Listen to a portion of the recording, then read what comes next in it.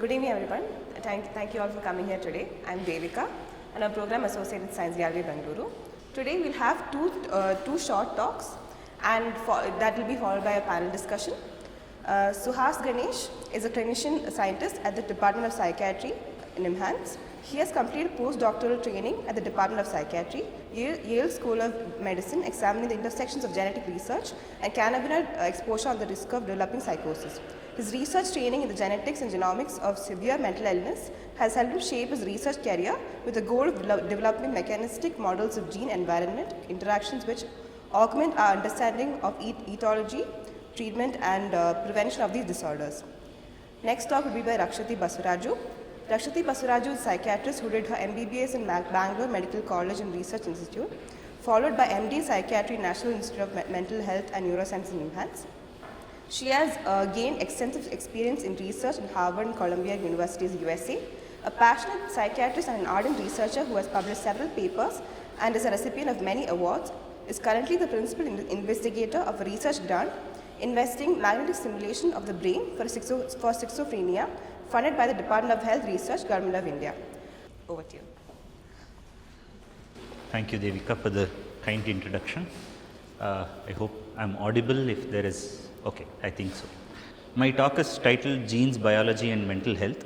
The reason why this is even important is because there is varied understanding as to what causes mental health difficulties. Is it something that we come inherited, that is something which we come inherit and come to this world, or is it something that happens as we go through our life's journey and experience life? So it's a difficult and complex question. Even at the end of the presentation, I don't hope to have definitive answers, because science also does not have very definitive answers at this point of time. But that is how science always is. It is a progressive journey, and wherever we stand today in terms of evidence base, I will try to present that to the best of my capacity today. I'm currently funded by MQ. It's a mental health research funding organization in the UK, and I carry out a project in genetics of schizophrenia in NIMHANS, Bangalore. So I know the structure was that we deliver 2 short talks followed by there is going to be a Q&A, but because there was a Q&A which got me anxious because it was primarily ask any question, so I myself have started asking a few questions, and then we will get your answers and try and see where we stand in terms of the answers that you give. So illnesses of the mind are a continuum of normal experience. How many would think yes? Are they a continuum of normal experience? By that I mean, let us say, if sadness is a normal human experience, is an extreme sadness or depression is just another continuum. Similarly, if happiness or feeling happy is a normal human experience, is euphoria or mania another continuum of the normal experience? So two among the audience seem to think yes. I am assuming, like people said, I mean, isn't this true for everything? How many of you have pressure in your blood? Everybody has pressure in the blood. How many of you have sugar in your blood? Everybody has sugar in your blood. So only when it goes beyond a certain limit and stays at that limit throughout for a reasonable period of time, we diagnose ourselves, or we get diagnosed with the presence of hypertension or diabetes mellitus. But let us see if this is true for mental illness. Have everybody felt one of this emotion at least sometime in your life? Anger, sadness, euphoria, disgust, distress, hatred, pensive mood state. So which of these do you think, which of the pictures do you think accurately represents how a person with going through a mental illness would look like? Any guesses? Maybe the first picture, there the person looks quite angry. Sorry? The central column, where everything looks fairly extreme, okay? But more often than not, a person with mental illness will look just like this, which is probably you will not detect anything extreme. That looks very normal, isn't it? So people going through mental illnesses, majority of them will also look just like this. I mean, even in our room, if we are 20 of us today, statistically, by epidemiological research, at least 6 to 8 of us should go through some form of a mental illness through our lifetime. It is as common as that. Although we would tend to think mental illness in extremes, it is actually fairly common. At least the milder forms of mental illnesses are fairly common in the population, and it is as common as 1 in 5 to 1 in 4 go through one form of mental illness in their lifetime. Having said that, it looks fairly normal. Any guesses on what is the normal blood pressure for humans? Where should be the normal blood pressure? I mean, anybody who's working with. Very good. Everybody is good. So we have a very educated audience who already know what is the normative blood pressure, which is somewhere between 80 to 120 is considered normal. Even up to 130 is probably not treated with medications. Beyond 130 gets treated with medications, or beyond 90 for diastolic blood pressure. What is the normal sugar range? Anybody knows? 10 approximately. 95. Anything less than 100 is considered normal. Until 126 we do not really treat the fasting blood sugar. So beyond 126 is when we treat the fasting sugar. But if none of you have hypertension or diabetes, let's assume that none of you have hypertension or diabetes, has your blood pressure ever gone to 200 by 100? When do you think that would have gone? Exercise, wonderful. Anything else? When you are scared, very good. Adventure park, when we are, that is again when we are exhilarated, absolutely right. So that is for blood. Any time when our sugar has gone beyond 150, 160? Correct. After food intake, again sugar goes high. So although our blood pressure and blood sugar almost on a daily basis go above what is considered thresholds for normal, why don't we carry ourselves the diagnosis of hypertension or diabetes? So even though physiologically during certain physiological functions we are supposed to have increase in blood pressure when we are exercising, when we are, let us say, and even increase in blood sugar soon after eating, it is normal for sugar to go up. It usually comes back to normal and stays at that level. That is also the reason why a sugar gets tested in fasting state, so that you get a standard baseline. Now, is that the same case for problems related to the mind? Let's say all of us go through sadness, all of us go through anger, go through frustration, hatred, suspicion, multitude of emotions, but does that suffice? Experiencing an extreme emotion, does that suffice the diagnosis of a mental health problem? Probably not. Just like blood sugar and blood pressure, much of the time, although in any given moment we experience an extreme emotion, we are able to regulate the emotion comes back, and we are talking about only one of the faculties of mind, which is emotion.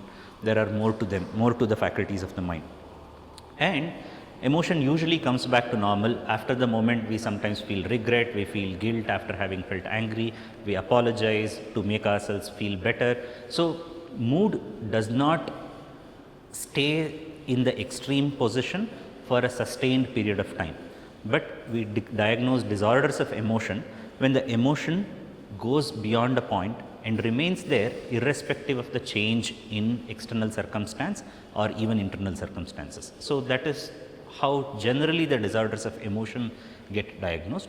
So mental health problems require a sustained change. Even in a person with depression, majority of the times, because of the social norms or expectations to be in the society in a certain way, even if you see a person with recent onset depression or let us say milder or moderate forms of depression, it's not that you will see their face to be constantly sad all the time. It may look as normal as this, but within they may be experiencing depression.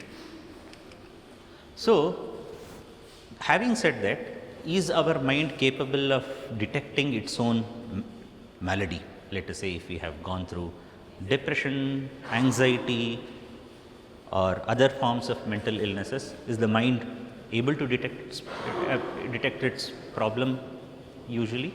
So is our mind a perfect measure of what it is going through? Probably not. We all have some sense of what we are experiencing.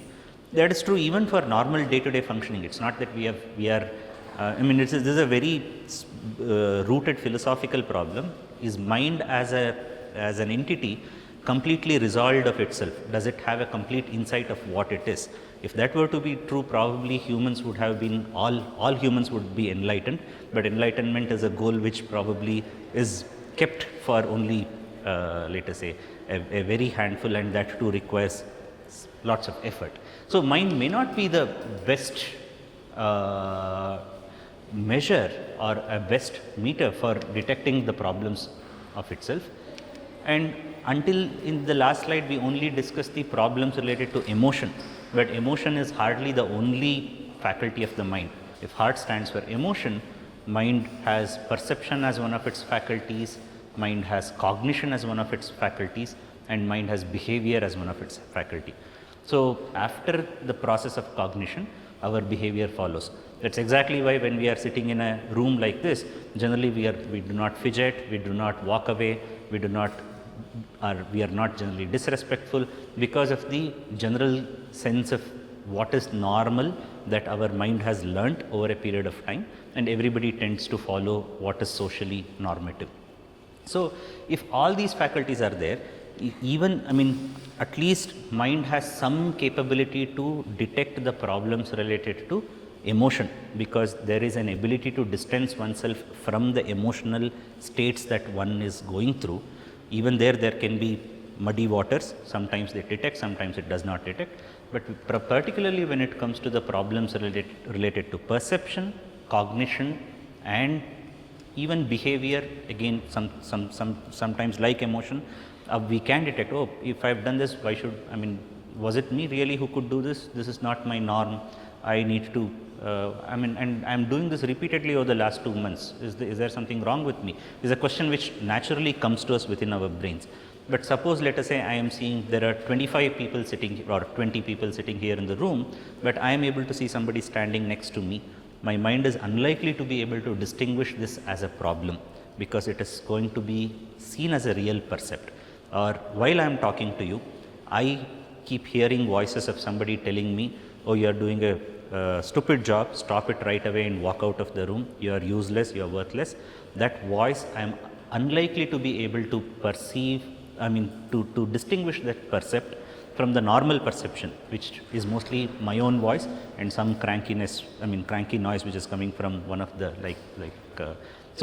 these are the true percepts. Whereas if somebody is actually, I mean if I am hearing somebody talk, I may not be able to distinguish that perception from the true perception. So, mind is definitely not one of a perfect judge of its maladies. So, that would be, with that we progress to the next question. So, if mind isn't doing too well, where should we look to treat, or what is the seat of mind? Any guesses? Anybody has any opinions on where does mind, I mean, I know, when we get diabetes, it's probably liver, pancreas and the muscle.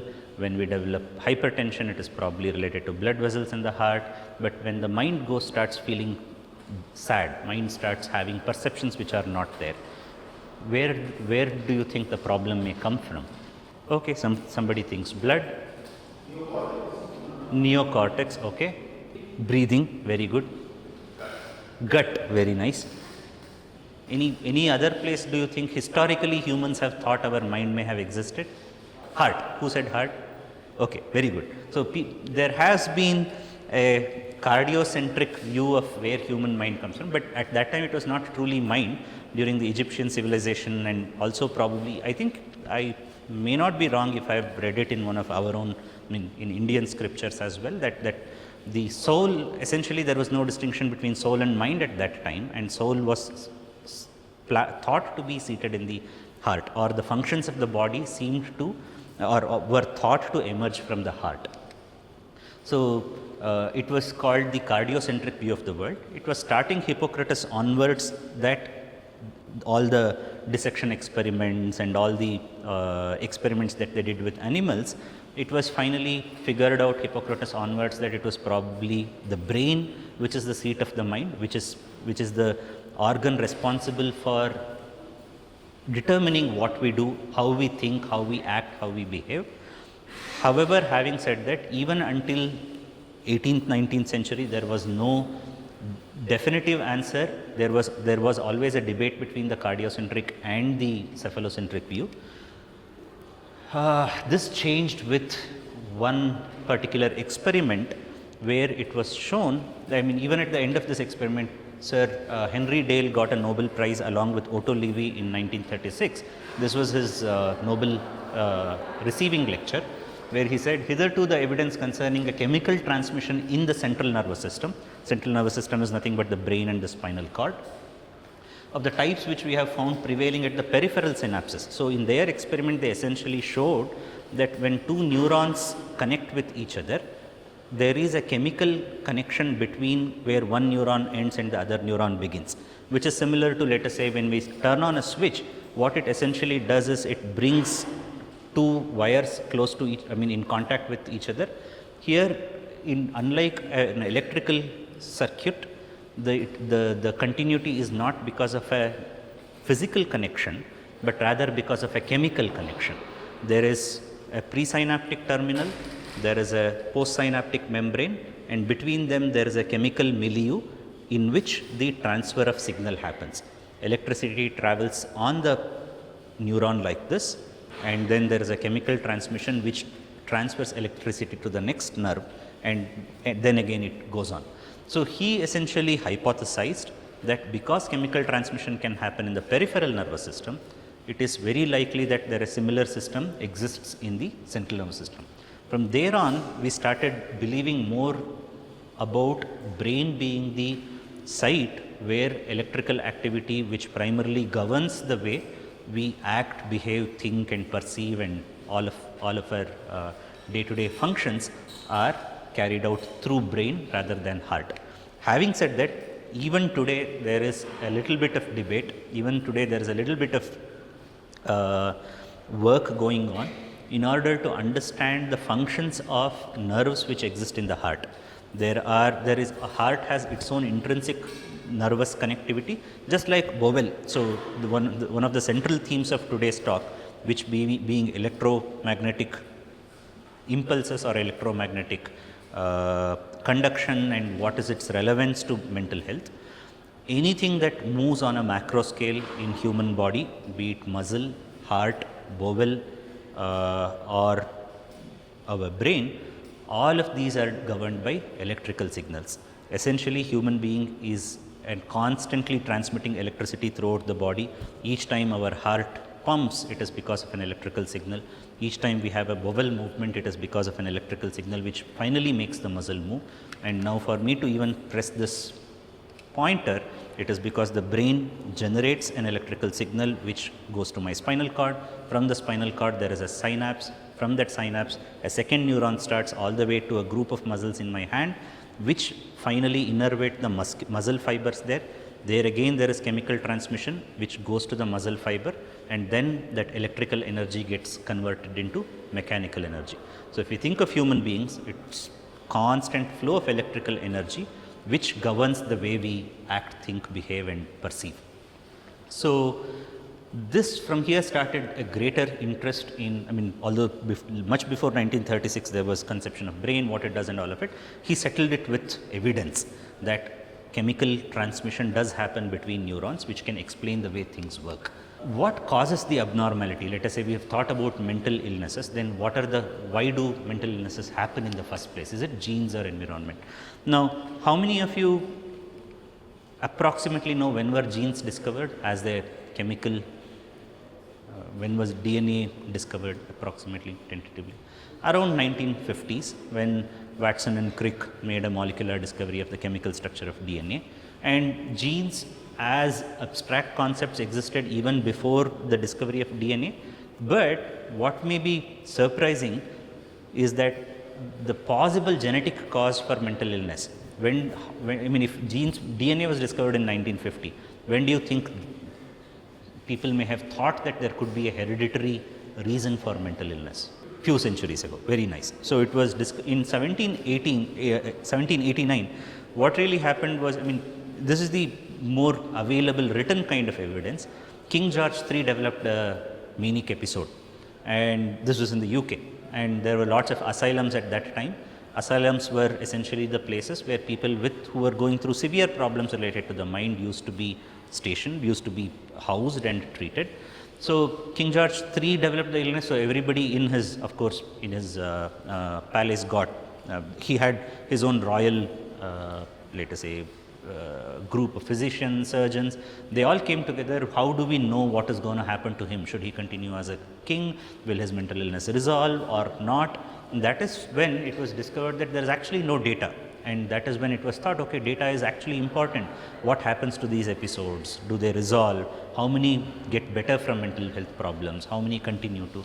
So this was one of the first tables in the Bethlehem Hospital, and if you see here, I know it, I'm not sure whether it is easily visible, but in addition to love, study, pride, drink, parturition, fever, venereal infections and all such causes, misfortunes, troubles and all such causes of mental illness, there is one line here which says family and heredity, that is which is also one of the largest known number of, largest recorded frequencies of.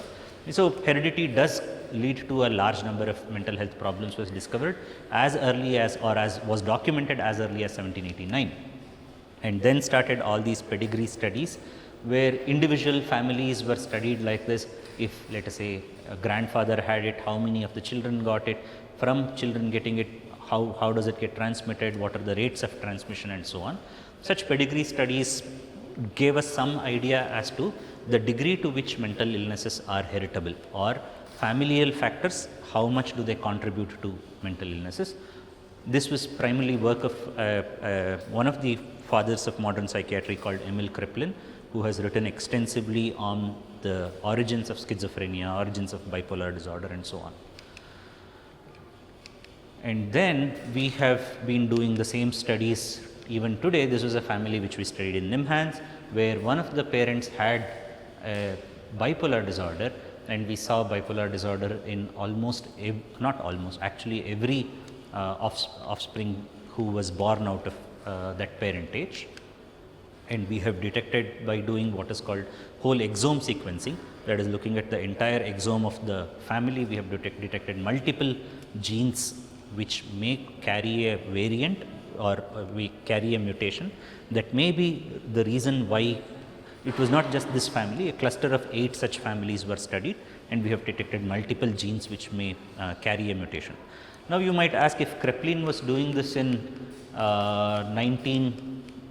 this was a pedigree in 1910, and you guys are doing it even in 2020. What is really the point? Where have we come in the last 100 years?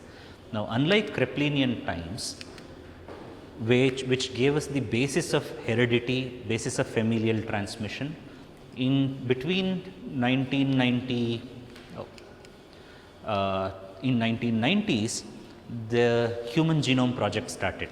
At that time, in 1900s, there was not even an idea of what is DNA, but then in 1950s we got to know what is DNA, and in order to understand where in DNA there may be a mutation which may increase the risk of mental illness, or any human disorder for that matter, such as diabetes, hypertension, or even normal traits such as height and weight and BMI, how long do we live, longevity, at what age do we develop cardiac illness, what is the risk of atherosclerosis in us. So all of these, including mental illnesses, are called complex traits. So unlike a trait which is Mendelian, there are rare forms of disorders where presence of a mutation almost always leads to the presence of the disorder.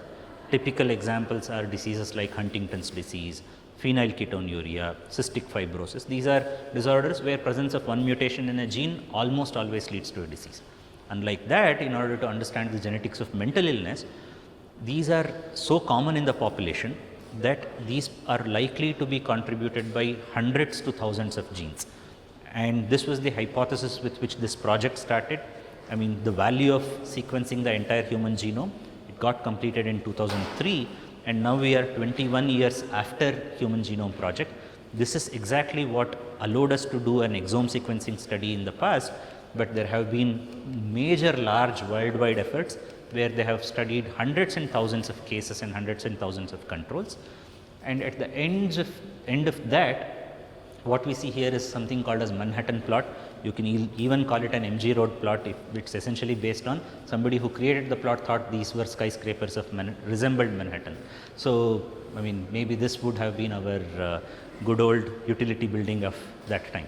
So, because in what this is essentially showing is the 23 chromosomes which are in the human genome, and where all in the genome there could be these 100 to 1000 loci which may carry the risk for the gene. And later when we map to where are these genes falling, like we started with the discovery of Henry Dale, that it is the chemical synaptic transmission which is essentially what happens in the brain, which is responsible for our cognition, perception, behavior and emotion. We again all of these map to, or majority of these map to synaptic they localize to synapse. Essentially that chemical synapse, which if let total number of genes in human genome is approximately 20,000, but such importance does the chemical synapse carry that can anybody take a guess how many of the 20,000 genes may be responsible for managing the activity of a synapse where one neuron connects to another neuron? I mean, body has so many functions. We have to enjoy a jalebi, we have to enjoy taking care of children or even sometimes fret it. So, 50%, okay, that's a good guess. I hope I was that optimistic about genetics. It is about 3,000 genes. Essentially 3,000 of 20,000 is still also very big, because if let's say 20,000 genes are responsible for the entirety of human function, 3,000 of them are responsible for managing a single microscopic microscopic structure, which is a synapse. So, and even in a disease like schizophrenia, which is one of the severest of psychiatric problems, mental health problems, we find about 280 genes which localize to these synapses. And so, if it is all in the genes, does environment does it have any role to play at all, is another question which naturally everybody should ask. And I know this is not visible, but on this side are all the psychiatric disorders, and these are multitude of environmental exposures which may increase the risk of a mental health problem. So, it is not genetic determinism that presence of a mutation, because hundreds and thousands of genes in combination increase the risk. Presence of a one mutation at one gene does not really cause the disorder. So, hereditary nature of mental health problem is not like having a Mendelian kind of rare disorder where presence of a mutation always leads to a disorder. So, genetics leaves the foundation, but how the foundation get built also gets determined by environmental exposures. Now, if we look at all the different kinds of psychiatric or mental health problems, more severe end of the problems such as neurodevelopmental disorders, bipolar disorder, we can discuss during Q&A what each of these are. Neurodevelopment, bipolar, psychotic disorder and personality disorders have fewer environmental contributions, whereas anxiety and depressive disorders, which are more common and experienced by, as I said, 1 to 2 out of every 5 people, have a lot more environmental exposure compared to schizophrenia and bipolar disorder, the severe end of mental health problems.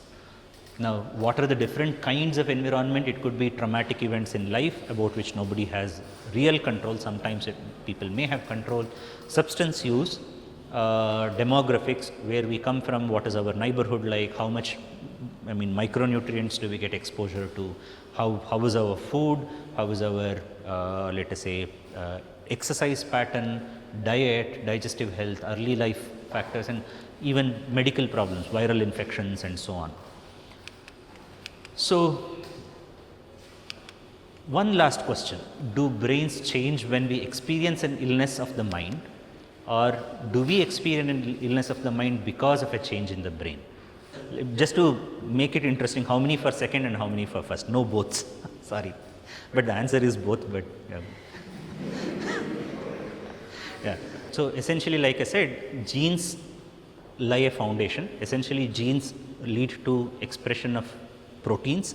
The proteins are the building blocks of life which build the brain, and including a synapse, how a synapse functions, how the chemical transmission works between synapses.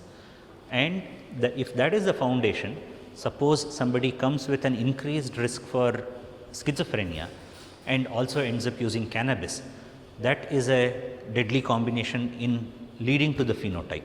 So, what foundation has been laid by our genetic risk added on to environmental exposure leads to the development of actual mental health crisis.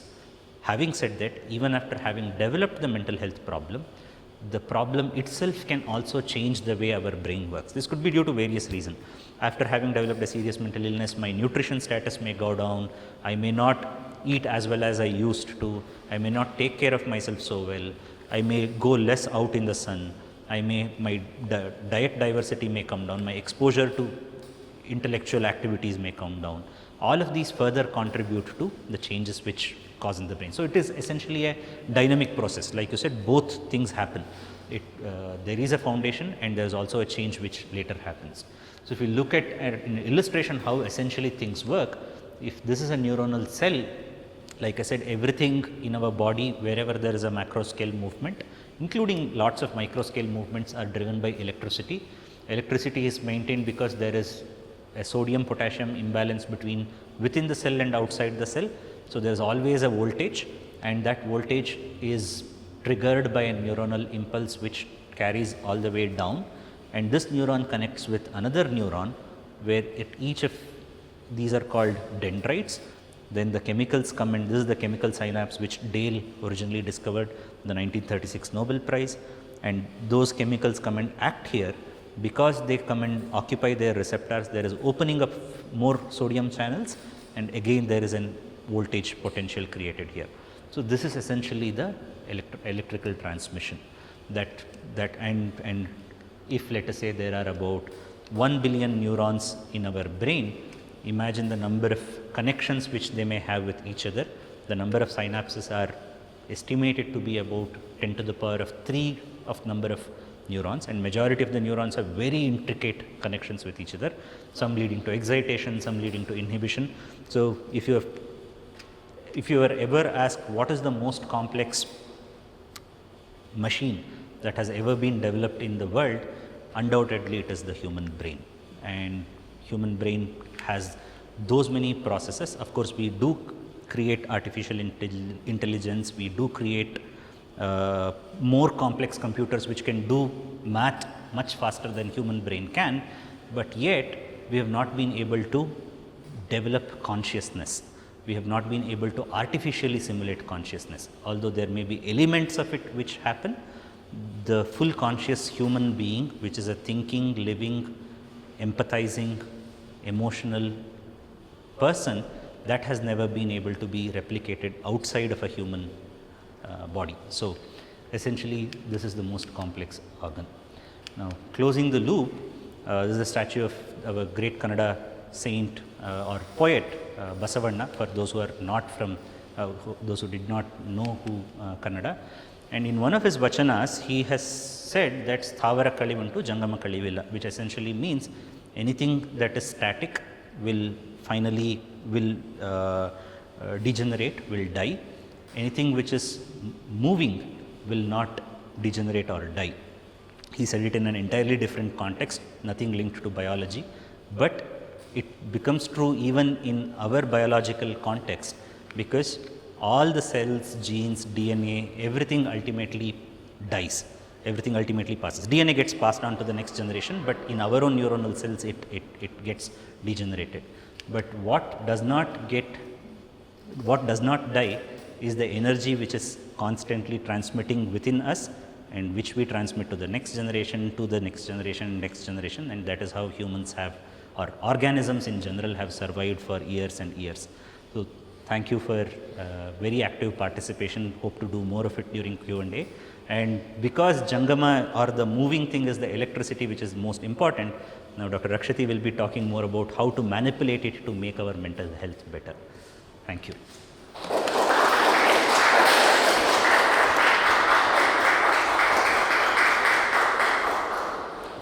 So, you learned how mental conditions are hereditary, it passes on in families. So, genes are something unchangeable. To summarize in Kannada, Adnim Hane Bara. Hane Baraha is your fate. So, Nima family, someone had that mental illness, so you have a higher risk. We just give an estimate like that. So, it's unfortunate that you carry that risk and you manifest the disease. Nimak barutte mental health condition. So, but we can't change the genes. So, the genes is your hane baraha. We can't change that. So, what can we change? Is we can change the mental health condition itself without changing the genes. Thankfully, we are very thankful to that fact that without changing your DNA, we can treat your mental illness. So, I am going to touch upon a modality of electrical and magnetic stimulation. How we use this electrical and magnetic stimulation in treating all our psychiatric conditions. So you may be confused, why am I talking about electricity, magnetism and psychiatric conditions? So what is the link between these two? So our brain is an electromagnetic organ, as Dr. Suhas has already described, that it is made up of 100 billion neurons, and each neuron is constantly talking to the other set of neurons through passage of electricity. So this fact makes our brain an electromagnetic organ. And Dr. Suhas also alluded to the fact that most of the mental health conditions originate from the brain. So the brain is the seat of the mental health conditions, may it be anything from psychosis to depression to anxiety, OCD, everything. So since our brain is an electromagnetic organ, so why not use electricity to treat it? Why not use magnet to treat it? So it makes full scientific sense to use electricity and magnetism to treat an electromagnetic organ, the dysfunction of which is causing our mental health conditions. So you would be surprised if I say that electricity was used to treat mental health conditions even before pills, that is psychiatric medications, were invented. And electricity was also used to treat mental health conditions even before psychotherapy existed. So electricity was one of the first ways how we started treating mental health conditions. So why did people feel that they have to use electricity for treatment of mental health conditions? So in the 17th and the 18th century, the severe mental health conditions, where people have no insight and they are very grossly disorganized, they were all housed in places called as asylums, because they couldn't integrate with the normal society in the normal ways, and doctors and the society did not know what to do with them. So they were kept aside in the asylum. And the numbers of these people grew. They had to build more and more asylums. The asylums were crowded. So it's you build hospitals, you put certain type of patients there, and you have absolutely no clue how to treat their condition. You just know that they're not normal, they're abnormal. You put them there, no doctor knows how to treat them. So nobody knows, no scientist knows how to treat them. So it's just building more and more buildings and putting more and more people about whom you have absolutely no clue into them. So the asylums are getting crowded, and patients are not treated in a humane condition. Many times they are chained and kept, so etc. So there was a desperate need for scientists and doctors to come up with how do we manage this set of patients who are in these asylums. So this is the first time when a drug was used to treat a psychiatric condition. So that was called chlorpromazine, and this came in the 1950s. So you can imagine that the asylums were there in 17th centuries and 18th centuries, whereas we got a pill to treat mental health condition first time in the 1950s. So you can see there is a gap of 2 centuries. So before the advent of medicines, so before even people came to know, scientists came to know that we can treat mental health conditions with drugs, they used electricity.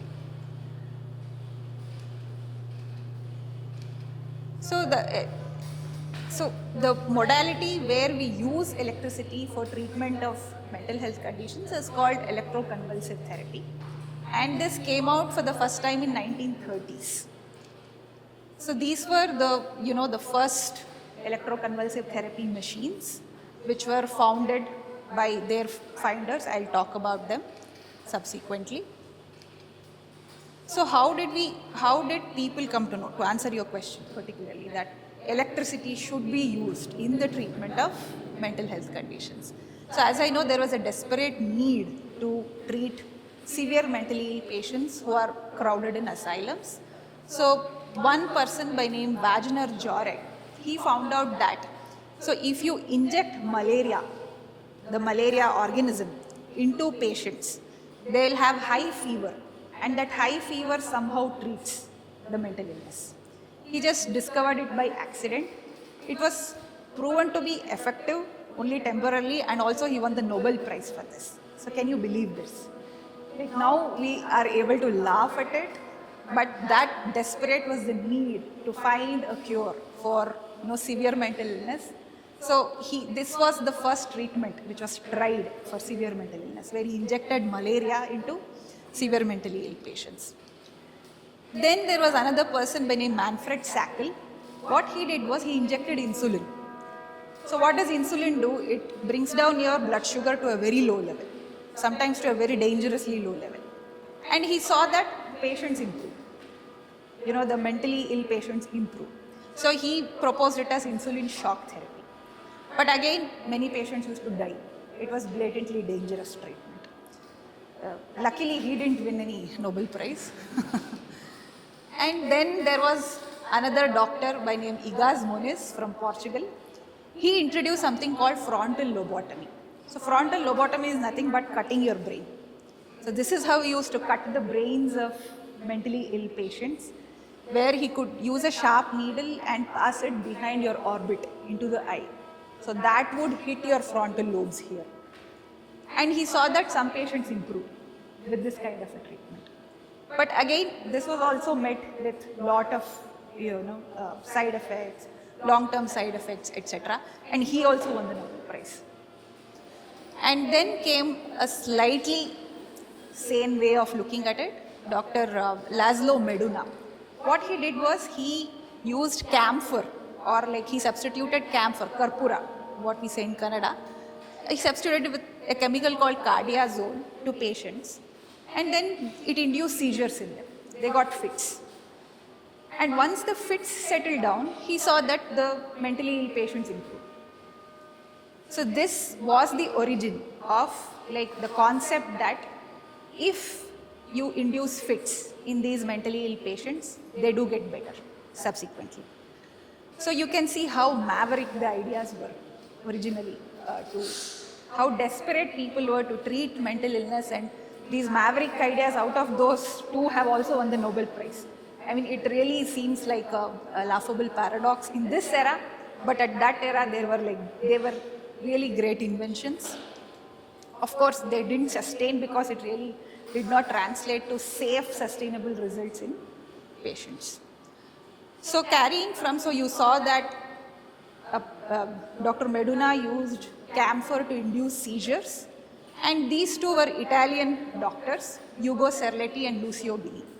So they went to Meduna, who was in Budapest, Hungary then, and they saw the procedure, and they thought, so it's not the camphor which is doing the job there, it is the seizures which is doing the job there.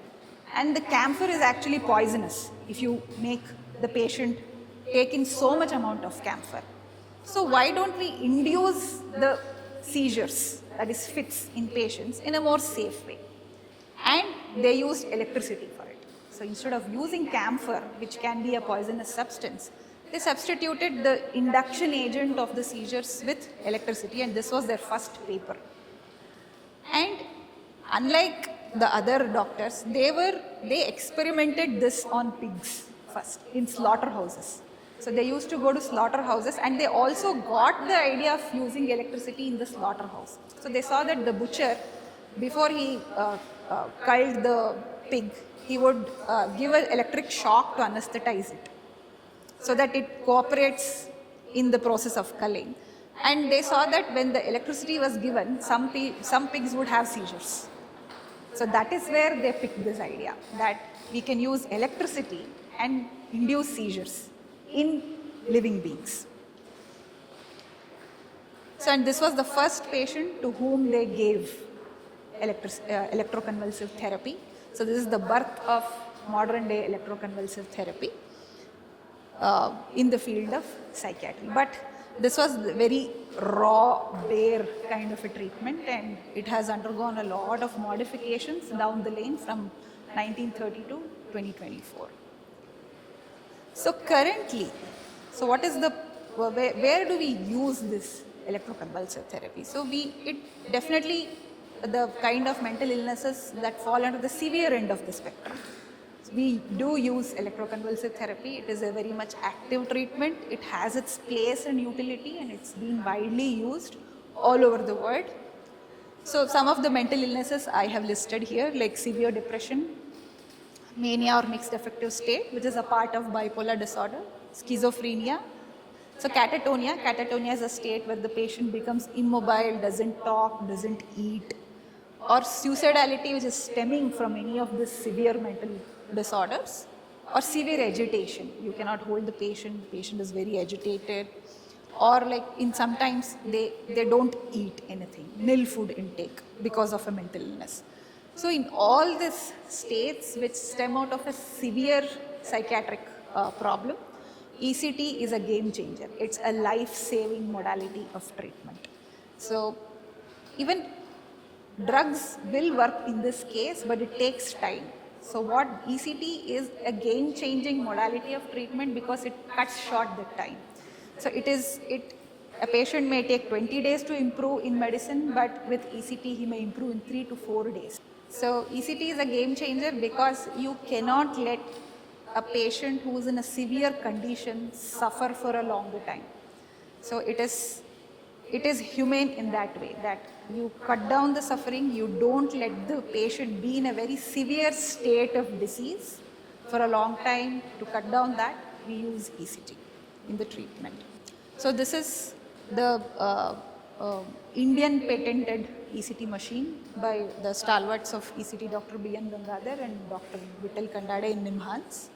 So you see that the electrodes which are used to stimulate the brain of the patient. So how many of you have seen ECT procedure in cinemas? So it's shown as a very barbaric, violent procedure which actually violates the human rights of the patient, and it is often seen as a punishment to the patient who has been behaving wrongly. That is how it is depicted, all of which is false. So all of which is not something which mental health practitioners and even well-informed public have to, convey this to others. It is very sad that a life-saving treatment has been stigmatized so badly by saying it is shock treatment. I will show you an actual ECT video, how it is given in a proper medical center. So you can see this and tell me the difference.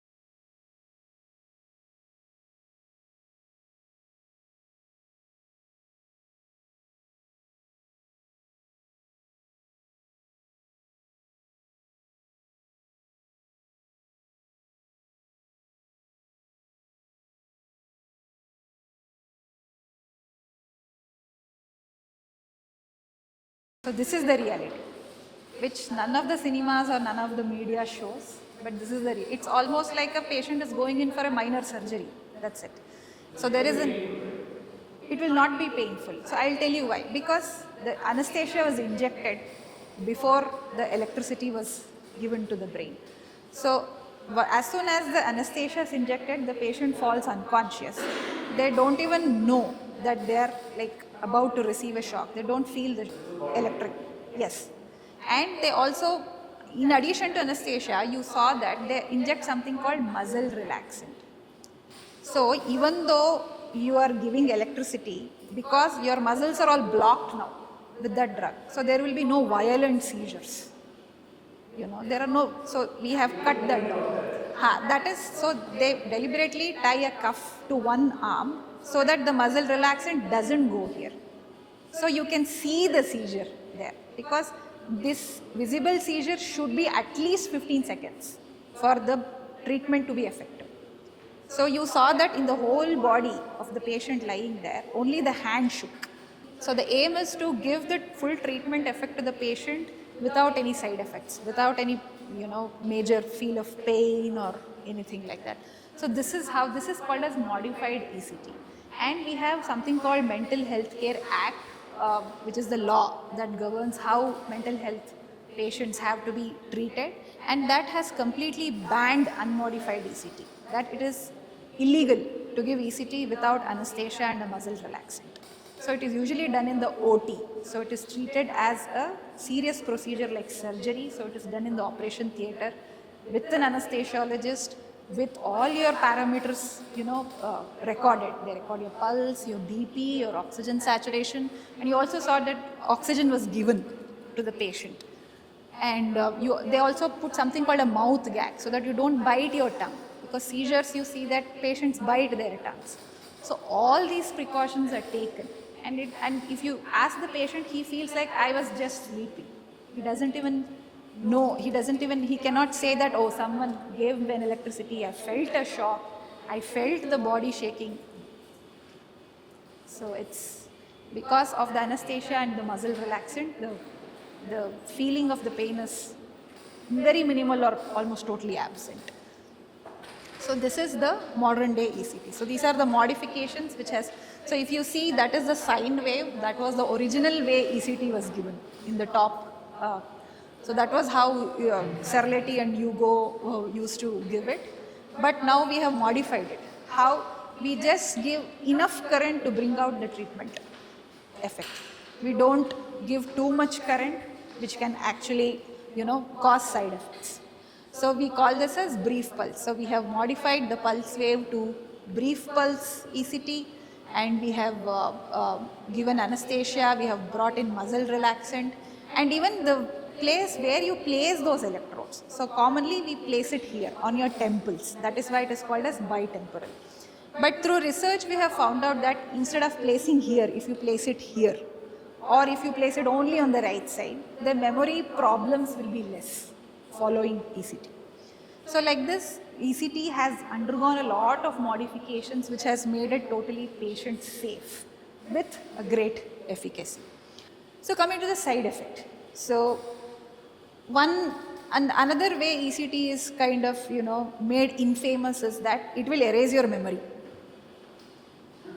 You will forget who you are, where you are, who are your parents, who are your children. You will forget everything. It will erase your memory. That is another famous myth which is circulated. No, ECT doesn't do that. It has never done that to any patient so far. But it still affects memory. I'm not saying that it comes without any side effects. It does affect your memory. But what kind of memory it affects? So suppose I receive ECT today.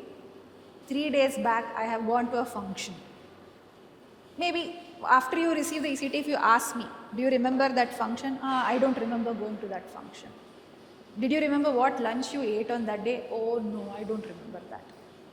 So it's just what we call as autobiographical memory on those days which are closer to the treatment.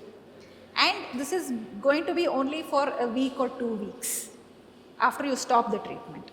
After that, your memory is fully back to normal. So it is just this much. You are not going to forget who you are or where you are, where is your home. So all these memories are formed very long back in your life. So such memories ECT will never erase. You will not forget how to wear your clothes, you will not forget how to eat, you will not forget how to take bath, nothing. So only those new events which have happened in the recent past, that will be a little bit muddy in your brain for only a few days following the treatment. So we finished the electrical stimulation. Now coming to magnet. So what is the role of magnetic stimulation in treatment of disorders? So there's a gap of almost 50 years between electricity and magnet in the treatment of psychiatric disorders. So this is almost like this came when we were born in the 80s. So why was, again, like all the scientific inventions happen because there is a need for it. So people were struggling with, giving electricity to the brain, and so the brain is an electromagnetic organ, but it is housed inside skull, Gurde. And the skull is very, very impervious to current. That is, it offers something called electrical impedance. So even if you give electricity to your brain, you have to give a lot for a little bit of amount to pass to your brain, because the skull is like a gate, it's a barrier for electricity. So there was a very intelligent neurophysiologist, a doctor, Dr. Anthony Barker in UK. So he came up with the idea that you just bring in a magnetic field outside the skull. So this magnetic field, the skull will allow. So the magnetic field, the skull is pervious to the magnetic field. And this magnetic field will induce electrical current inside your brain. So he saw that it's very much easier than using electricity. That you use the magnet, so this is a magnetic machine, and you use a coil here, and this coil generates a magnetic field once you switch on the machine. So the magnetic field goes inside your brain through the skull, and it will create electricity there based on Faraday's law of electromagnetic induction. So Faraday's law says that electricity can generate magnetic fields and magnetic fields can generate electricity. So he just took that and applied to biology. And for the first time he showed that, when you give a magnetic pulse to the brain, the lady's hand started shaking with the magnetic pulse. But there was no seizure. She was fully conscious. There is no seizure. The patient is not having fits. Patient is talking. They are very much conscious and like sitting comfortably, and you can shake their hand. So this was a great invention, and which further took on to have many applications in both neurology and psychiatry. So what is the difference between using electricity and versus using magnet for treatment of psychiatric disorders? So you give electricity to the whole brain in ECT. But magnet has the potential where you can give it to only one area of your brain or only one circuit. It is invasive. You require an operation theatre, you require, anesthesia. This is an outpatient procedure. You can come, you can get this done in the morning, afternoon you can go back to your job, or you can pick your kids up from school. That has cognitive side effects. We saw that there were some amount of memory problems. This has no cognitive side effects. There are no memory problems because you don't give electricity to the whole brain. And yeah, as I said, there is increased resistance to electric current by the skull, but again, magnet is also current here, it's just magnet outside, but inside it is electric current. And the skull is no more an impedance here when it comes to magnet. So this is how we call this repetitive transcranial magnetic stimulation, or RTMS suite. And this is how the treatment looks. So you can have a watch. Introducing Magvita TMS therapy by MagVenture, an FDA-cleared treatment of major depressive disorder based on repetitive transcranial magnetic stimulation. The Magvita TMS therapy system is intended for use in adult patients who have failed to receive satisfactory improvement from prior antidepressant medication in the current episode. The key features of the Magvita TMS therapy system are very low operating cost, high power stimulation, together supporting efficiency and patient throughput for TMS providers.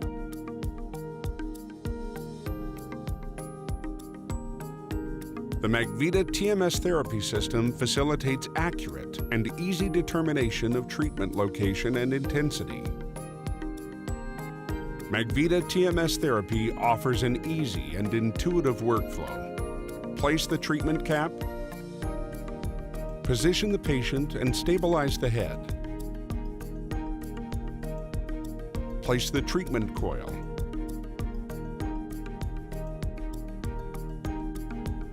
Set the intensity. Initiate the treatment session. The course of therapy involves daily TMS sessions repeated 5 times per week for 6 weeks. Some patients report of a mild discomfort or headache following treatment, but can typically Yeah. So you saw the procedure. So this here the patient is very conscious, sitting in the chair, and some patients actually can do some activity. They can read a magazine or a book, and there is just a magnetic coil sitting on their head and which is transmitting pulses. One more advantage of TMS is that ECT is usually reserved for the severe most patients, but TMS can be given even to mild to moderate patients. So it so happens in psychiatry that we have many patients who don't respond to medicines or psychotherapy alone. We will need something extra for them. So they may not be severe, but they may not be responding to the usual treatment. So we need something additional, some augmentation, and that is where treatments like TMS do pitch in. So you need not have to wait, need not have to think that TMS is only for severe mental health conditions like ECT, but this can be used for moderate conditions too. Yeah. Yes. So he talked about behavioral problems with children, now phone addiction, internet addiction, and so he is asking whether this has a place to treat that. So I would still say yes. So phone addiction is something you observe, but what is happening inside the child, your psychiatrist will be able to understand. They may be having depression, they may be having ADHD, they may be just going through some bullying experience in the school. So there may be various reasons why a child is addicted to the phone. So we have to understand that. And so now it's still, so the clearance is only for above 18 years for this machine by standard regulatory bodies like FDA USA. But they are also conducting trials for adolescent depression. So I think it's going to come out soon on the safety. So these are the ones which have got approval. Major depression, obsessive compulsive disorder, smoking cessation, anxiety and migraine. And this is also undergoing modification. So as you saw in the procedure, originally we needed 40 minutes to give one session, but they have modified the magnetic pulse in such a way that now one session is just 3 minutes. So that modification is called as theta burst. So now they are reducing the time also.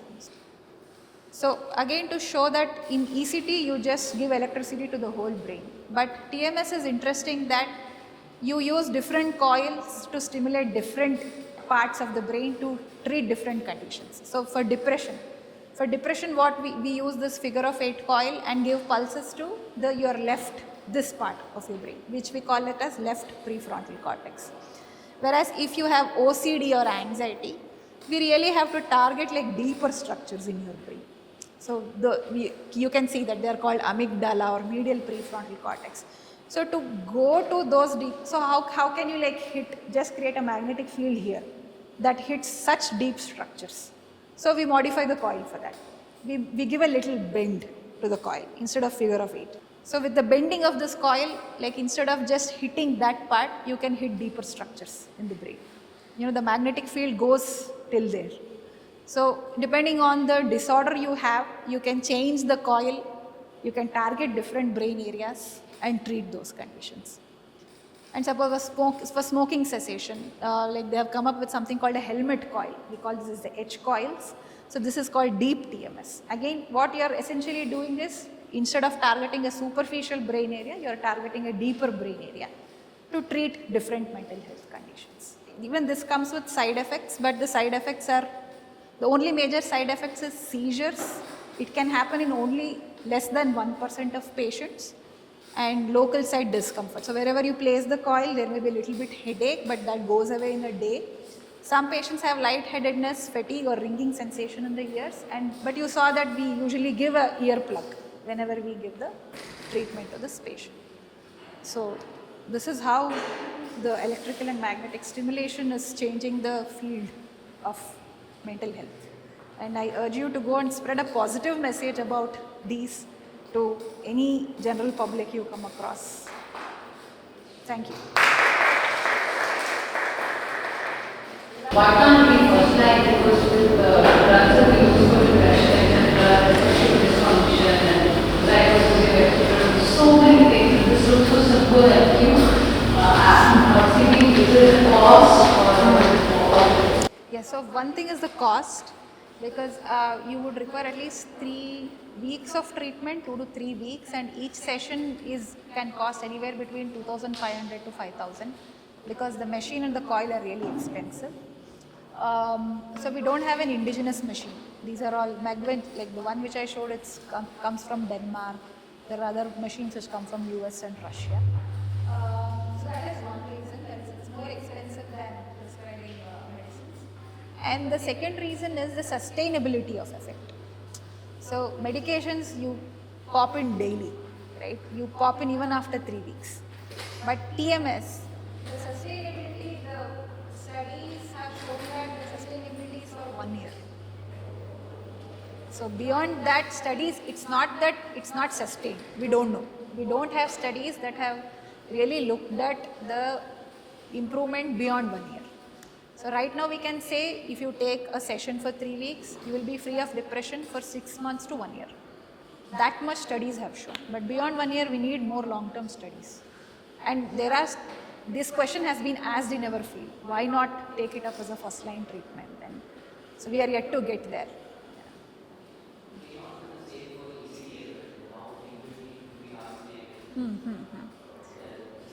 Yes, yeah. So ECT, the frequency recommended is like twice per week, 2 days in a week. Sometimes if we really want more aggressive treatment, we give it 3 times a week, but really not more than that. 2 to 3 times, and total sessions.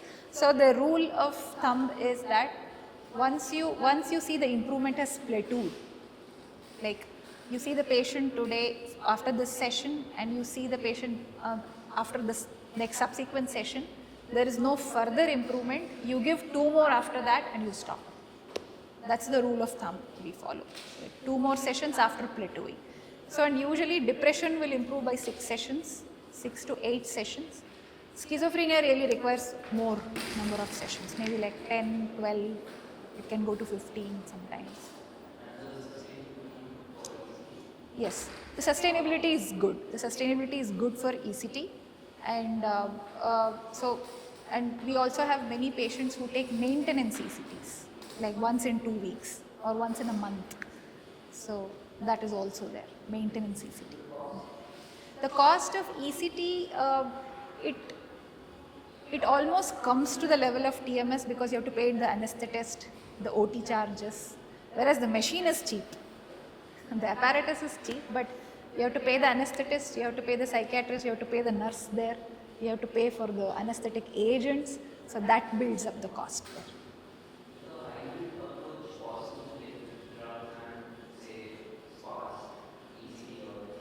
Yes. So usually these are like that, even TMS is put as an augmenting agent. Suppose the patient has taken a pill for depression, he doesn't have improvement, or he has partial improvement. So we give TMS over and above the pill to bring the improvement. So usually TMS and ECT both are seen as augmenting agents, just for the simple reason that a patient can pop a pill every day, his entire life or for many years, but he cannot take ECT or TMS every day. So we just consider pills as the background. They do the background work, and ECT and TMS do the augmenting work. First was magnetic therapy. Is it a scientific progression from ECT or is it a response to Sigma Yeah, very interesting questions. I'd say these are like really technical questions also. So, so the invention of TMS was not to answer the stigma associated with ECT. So it was probably an alternative way where you can stimulate the brain with less effort, with no anesthesia, not knocking the patient out, with no cognitive side effects. So with the patient, conscious, sitting, talking, walking, how can you just stimulate the brain? So that question led to the invention of TMS. It was not to fight the stigma, because when they invented TMS, they did not know that this would help in treatment of psychiatric conditions. So it was actually invented by a neurophysiologist who just wanted to study, neuron, muscle, etc. So that was a discovery, and then it became adapted to treat mental health conditions. So TMS was not an answer to break the stigma of ECT. And the second question, like we don't know how it works. We just know that they work. How they work, we don't know. So research is going on in all over the world to decipher how it works. So there are multiple ways of studying how it works, and like different studies are giving different answers. So it's just taking time to make like a unified sense of this.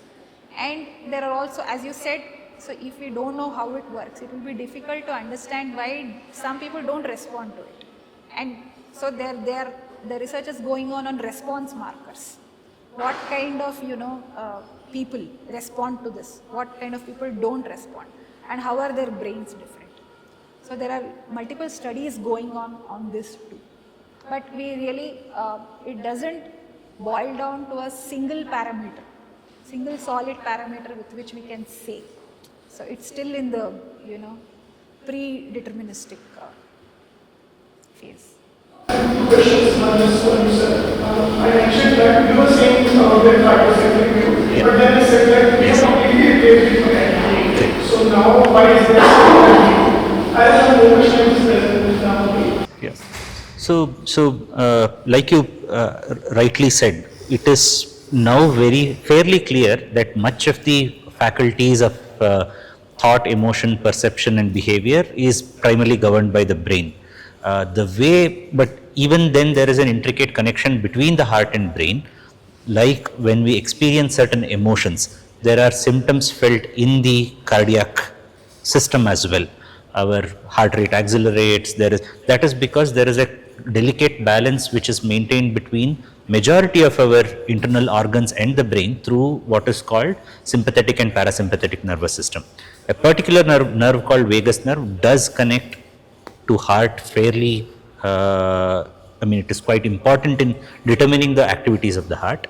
And even when there is a mechanical heart which is pumping blood, it is not as simple as an entity as, it is usually used in conditions where there has been, let us say, it is used in a certain specific setting where a patient has gone through significant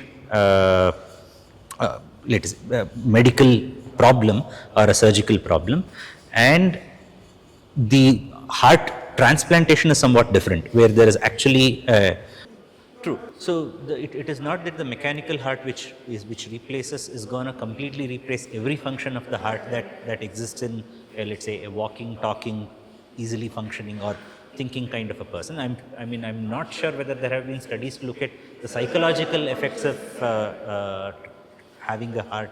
Yeah, yes. Got it, sure. And regarding the long term, just like how good diet for healthy life and so on, definitely even in mental health space, there are things which one can do which will maintain mental health well for long periods. Some of the things which have good evidence for is again good diet, nutritious diet, which has a variety of micronutrients involved, like and different colored vegetables, a lot of fruits. Incorporating that in the diet on a daily basis definitely helps. Second thing is having a good social life, being connected to the world around better, maintaining a good social life throughout one's life. Third thing is even practice of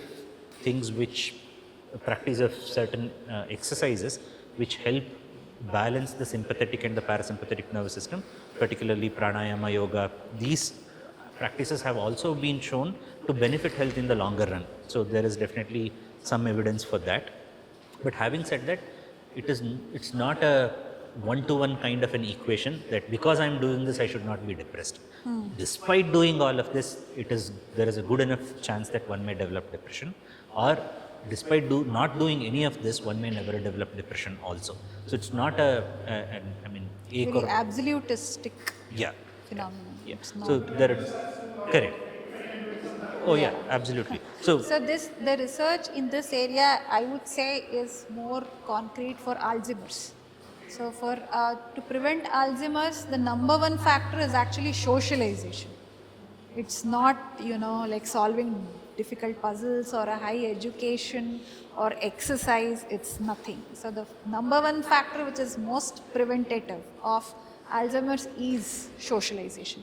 Having family bonds, having friends, having a sense of purpose, having connection.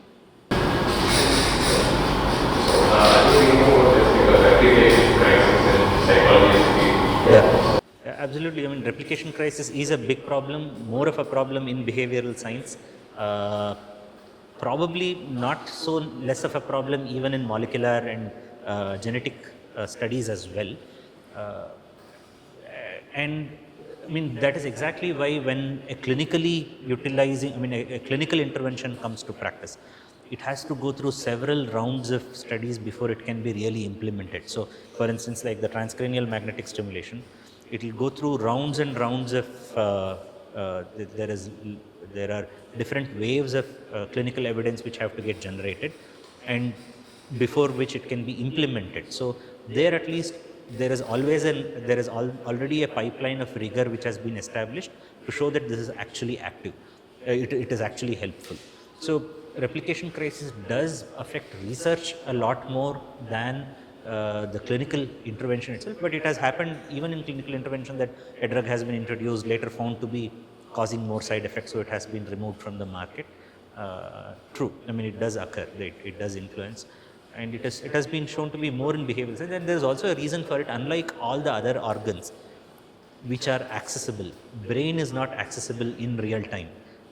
So it is not possible when I am feeling depressed to put a needle in my brain, get the neuron out and see what is happening in the neuron. So that is why we have to depend on correlated measures. How much is the blood flow into the neuron, how much is the activation in that region, and so on. So and that also, I mean, there is a explainable reason for replication crisis in behavioral and psychological sciences. Thank you. Thanks. Thank you very much.